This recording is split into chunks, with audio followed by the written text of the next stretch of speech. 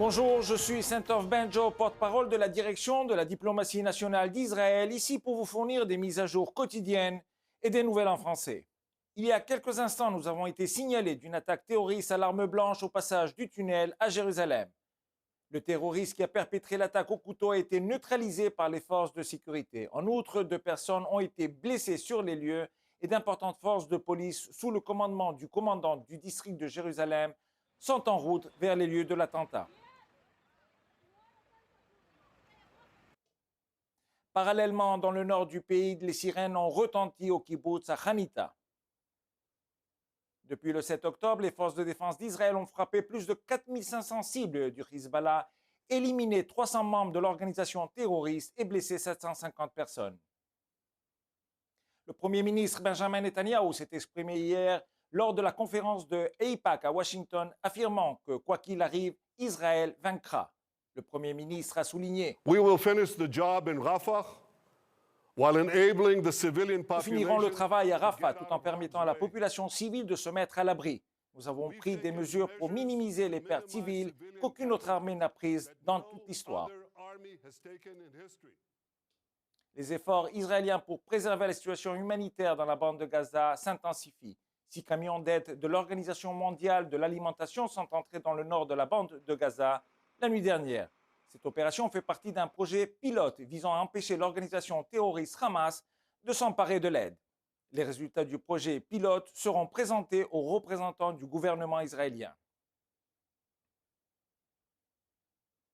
En dehors de la session du Conseil de sécurité de l'ONU consacrée à la violence sexuelle lors du massacre du 7 octobre, un musulman israélo-arabe a été filmé en train de se confronter à l'observateur permanent palestinien auprès de l'ONU, Riyad Mansour. Ali al-Ziadna, dont 2 membres de la famille sont toujours retenus dans les tunnels terroristes du Hamas à Gaza, a déclaré: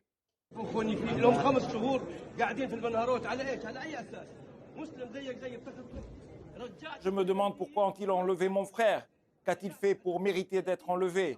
Ils sont dans les tunnels depuis 5 mois. Pourquoi? Le Hamas a renvoyé les travailleurs thaïlandais sans accord et le musulman qui est comme moi et toi, ils l'ont laissé dans les tunnels, affamé, souffrant et nu. Yusser, un ancien otage qui a passé 129 jours en captivité avant d'être secouru par les forces de défense, a été interviewé hier pour la première fois et a révélé les derniers moments entre les mains du Hamas.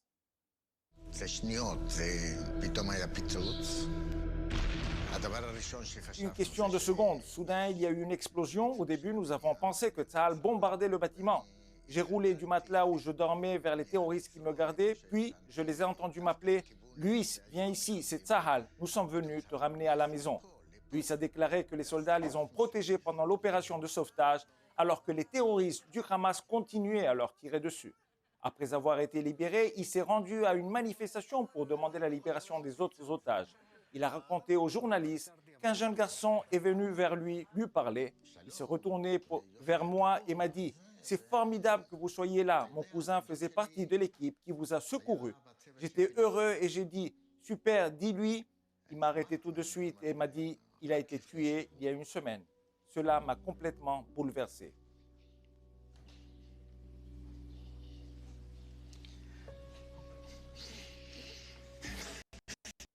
Alors que les otages libérés révèlent la gravité de la situation en captivité à Gaza, nous nous efforçons de restituer les 134 otages qui continuent de souffrir sous le joug du Hamas après 5 mois de captivité.